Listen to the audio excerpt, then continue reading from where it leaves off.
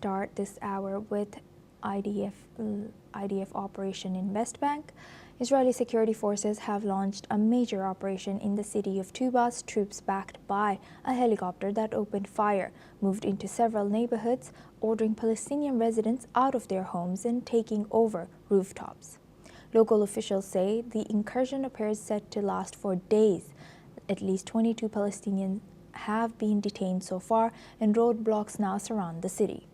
The Israeli military says the operation targets what it calls emerging militant strongholds, claiming troops found an observational control room while searching dozens of homes. This latest assault extends months of operations across the northern West Bank, where thousands of Palestinians have already been displaced. Human Rights Watch has accused Israel of war crimes, allegations Israel denies. Hamas has condemned the operation, urging international intervention as movement across the West Bank remains tightly restricted. Now for this discussion, we welcome Dr. Punsara Amarasinghe. He's a Middle East affairs expert from Kotawala Defense University, joins us live from Colombo. Thank you very much, Professor, for joining us again. Good to see you. Professor, now looking at this, what mechanism, legal and diplomatic or multilateral, should exist to assess allegations of war crimes in conflict zone? And how do such accusations influence the legitimacy of Israeli military operation in Gaza and the West Bank? I think it's a question beyond a conjuncture. Israel is not a stranger for the dozens of war crimes targeting at them for the past few decades. But when you look at the situation in the West Bank, that simply reflects the strategic stances upheld by Jerusalem towards West Bank, especially in the aftermath of the 7th of October massacre. Israel has been maintaining quite a stern position by undermining and sabotaging all the upcoming, the strongholds, right? And it goes in hand in hand with the Tel Aviv's the strong mechanism to debilitate the terrorist, fundamentalist, radical strongholds in West Bank. Oh, and when you see these operations and the way how they have intensified, you need to understand this simply matches with what Israel expects from the West Bank strategy. They have encouraged larger number of settlements, and they have handed over the administration from military to the civilian administration just to make sure that their expansion, their existence in West Bank is not simply de facto, but it is de jure as well. And when you see the way how they have been decimating these terrorist targets by conducting operations from multiple fronts, that simply shows that Israel is fully committed to secure its territory. And how do you think? Do you think while the talks for phase 2 of the peace talks continue, do you think there's a discrepancy of difference of opinion and priorities between U.S. and Israel?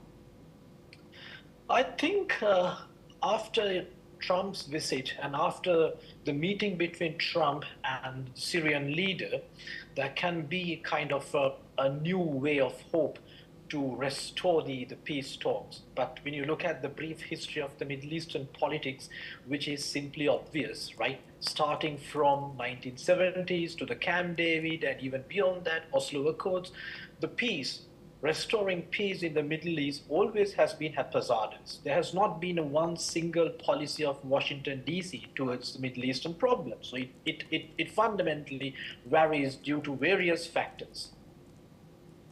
And in situations where civilians are displaced or placed under movement restrictions, what responsibility does Israel have to prevent humanitarian deterioration while pursuing their political and security objective?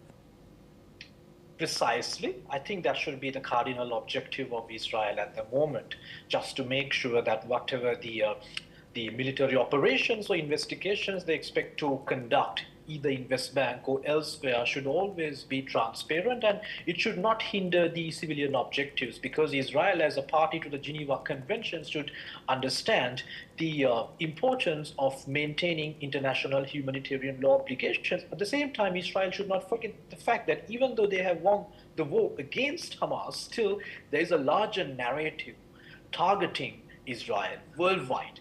In terms of the soft power policies, in terms of the public diplomacy, Jerusalem has failed to secure its international reception worldwide. So now this is a greater situation for Israeli forces to convince the world that their military targets, their military objectives are fundamentally different from targeting the civilian objectives as a responsible state. Yes, indeed. Thank you very much, Dr. Thank you Pun very Sara, much. for sharing that. Please stay with us as we stay on this topic now. IDF Chief of Staff Lieutenant General Eyal Zamir has called for courageous transformative leadership in Israel, urging leaders to face failure and drive change. Speaking at a ceremony marking the 52nd anniversary of David Ben-Gurion's death, Zamir has emphasized the need for leadership that uplifts, not stifles, and one that confronts truth and sets new direction. His remarks come amid a public dispute with Defense Minister Israel Katz over the military's handling of the October 7, 2023 Hamas attack. Katz has ordered a re-investigation of the IDF's internal probes and is at odds with Zamir over senior military promotions. Katz has also frozen appointments, leading to accusations of political interference. Despite tensions, both officials met with Prime Minister Netanyahu. As rumors circulated about Katz's future in the role, Katz has denied any intention to step down before elections.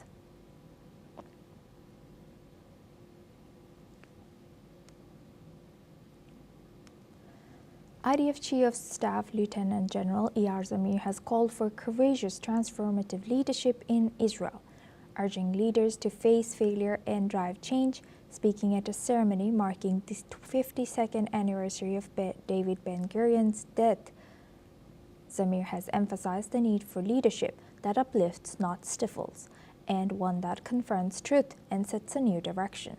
His remarks come amid a public dispute with Defense Minister Israel Katz over the military's handling of the October 7 Hamas attack 2023. Katz has ordered a re-investigation of the IDF's internal probes and is at odds with Zamir over senior military promotions.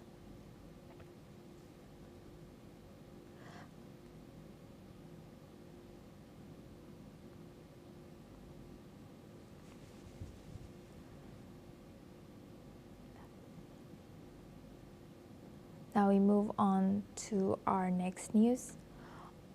To Iraq, operations at the Khor Mor gas field in Iraqi Kurdistan has